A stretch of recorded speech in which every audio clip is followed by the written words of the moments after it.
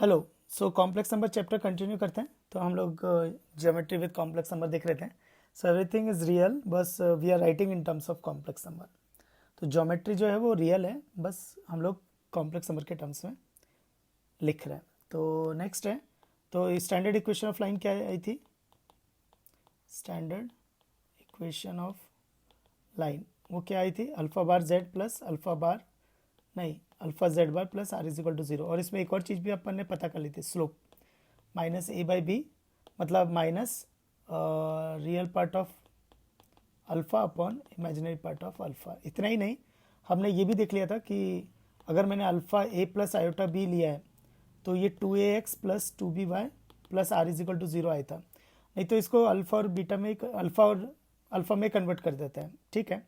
तो 2a क्या हो जाएगा? अल्फ़ा प्लस अल्फ़ा बार।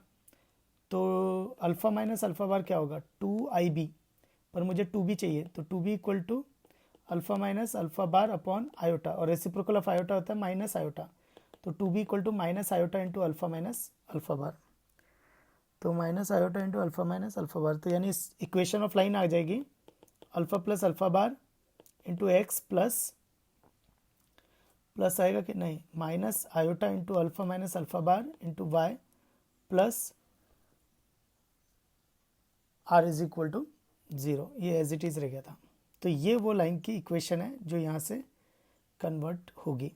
ये आएगी linear equation in two variable, linear equation in two variable. Next थोड़ा एक स्टेप आगे जाते हैं कि equation of line, equation of line parallel to the line alpha bar Z plus alpha Z bar plus are is equal to zero. तो इसके parallel line, तो ये ना 2D कोऑर्डिनेट ज्योमेट्री में हम लोग पढ़े थे। तो A X plus B Y plus C equal to zero है, तो उसके पैरेलल लाइन की इक्वेशन होगी A X plus B Y, और कांस्टेंट चेंज हो जाएगा लैम्डा इक्वल टू जीरो। और परपेंडिकुलर के लिए A X plus B Y plus C is equal to zero, तो एक्स और वाई का कोफिशिएंट इंटरचेंज हो जाता है। तो ये बी एक्स माइनस और वाई के कोफिशिएंट को माइनस से multiply plus lambda is equal to zero. X और वाई का कोफिशिएंट इंटरचेंज हो जाता है और वाई के कोफिशिएंट को माइनस से। यहाँ पे थोड़ा बहुत चेंजेस हैं, पर फंडा वही है। तो पैरेलल लाइन का इक्वेशन क्या हो जाएगा? Alpha bar Z plus alpha Z bar as it is रहेगा, सिर्फ कांस्टेंट टर्म चेंज हो जाएगा। और अगर इक्वेशन ऑफ लाइन परपेंडिकुलर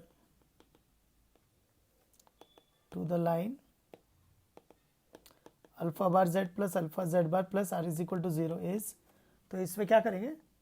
इसमें थोड़ा बहुत चेंजेस हैं। एक तो अल्फा बार जेड वैसे ही है माइनस अल्फा जेड बार, पर इस अल्फा को जेड बार का कोफिशिएंट माइनस से मल्टीप्लाई कर दिया plus iota lambda is equal to zero. तो यहाँ पे चेंजेस क्या क्या हैं? एक तो यहाँ पे माइनस मल्टीप्लाई किया है जेड बार को, और इधर आयोटा से मल्टीप्लाई किया है। इधर सिर्फ एक ही चेंज है, पैरेलल लाइन के लिए सिर्फ कांस्टेंट को चेंज किया है, पैरेलल लाइन के लिए सिर्फ कांस्टेंट को चेंज किया है। और परपेंडिकुलर लाइन के लिए जेड बार के कोफिशिएंट को माइनस से मल्टीप्लाई और लैम्डा को आयोटा से मल्टीप्लाई। अब तुम्हें अगर समझना है ये सही है कि गलत है, तो बस करना क्या है, जेड को एक्स प्लस आई वाई रख दो और अल्फा को ए प्लस आयोटा बी रख दो। तो ये जो इक्वेशन आएगी वो इसके परपेंडिकुलर होगी, जो आएगी वो उसके परपेंडिकुलर होगी। नेक्स्ट अब एक स्टेप और आगे जाते हैं। Distance of a given point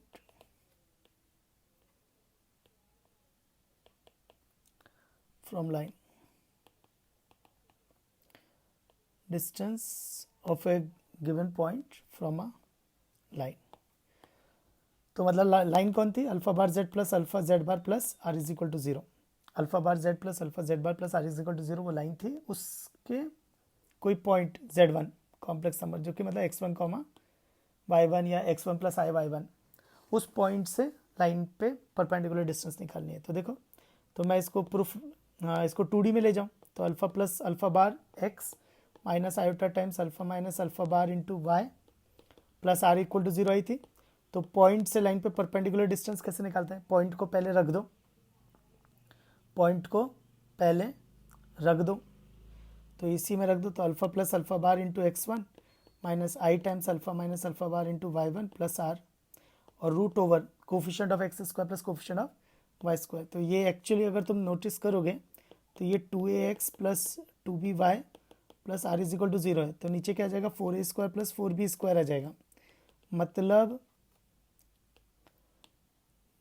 वो हो जाएगा 4 times real part of alpha का square plus 4 times imaginary part of alpha का स्क्वायर।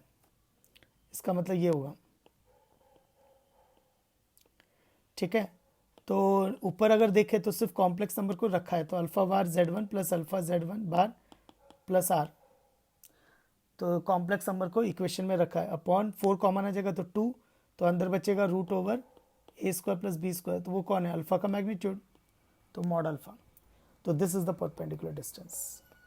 तो पॉइंट को इक्वेशन में रख दिया divided by 2 mod alpha, point को इक्वेशन में रख दिया डिवाइडेड बाय 2 मॉड अल्फ़ा, ये आ जाएगा। नेक्स्ट है reflection of a point. Reflection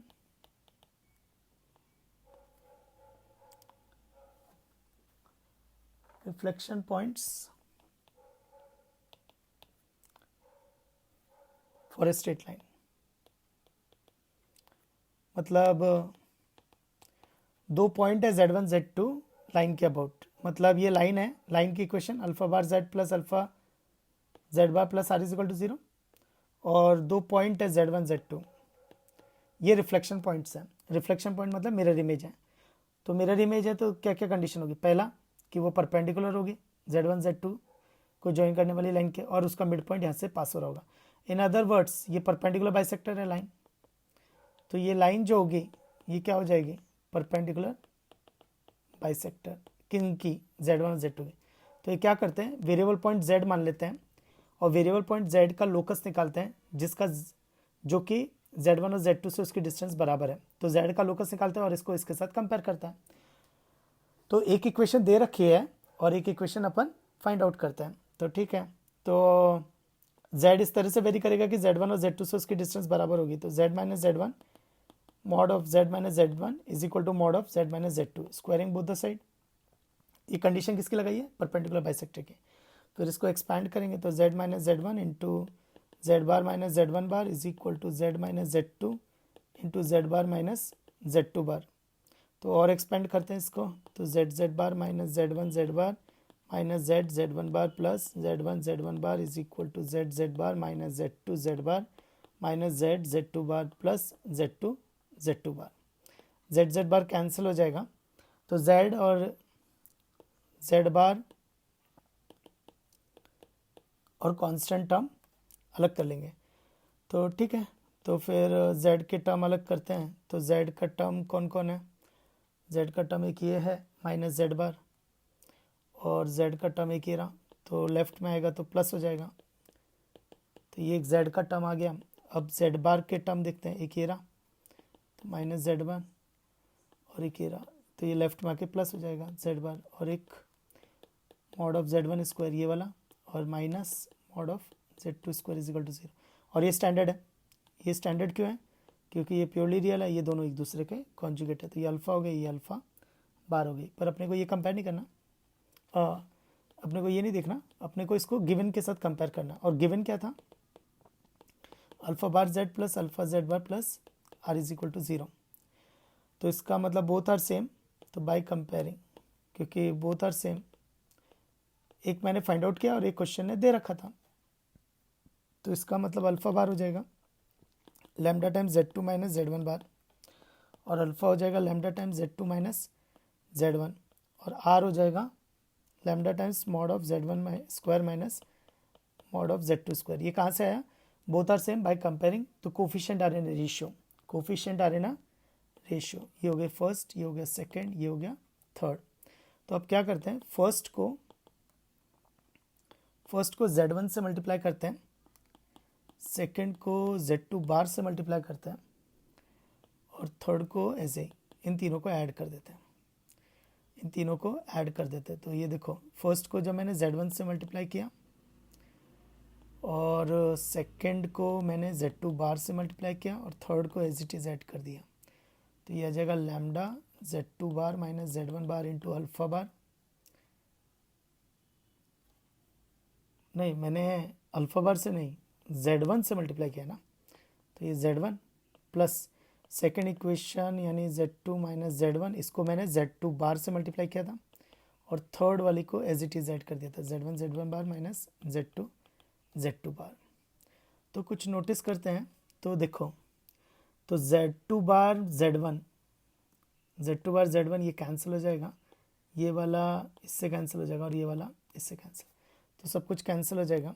तो alpha bar Z1 plus alpha Z2 bar plus R is equal to 0।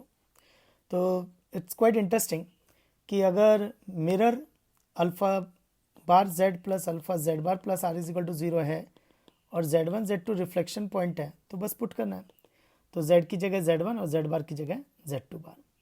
तो अगर वो Z1 Z2 इस लाइन के अबाउट रिफ्लेक्शन पॉइंट है तो इस कंडीशन को सेटिस्फाई करेंगे। अगर Z1 Z2 रिफ्लेक्शन पॉइंट है इस लाइन के अबाउट तो वो इस कंडीशन को सेटिस्फाई करेंगे। तो Z की जगह Z1 रखना है और Z बार की जगह Z2 बार रखना है। तो अगर ये इक्वेशन सेटिस्फाई कर गई तो मतलब वो दोनों रिफ्लेक्शन पॉइंट्स थे इस मिरर के अबाउट, इसका ये मतलब है।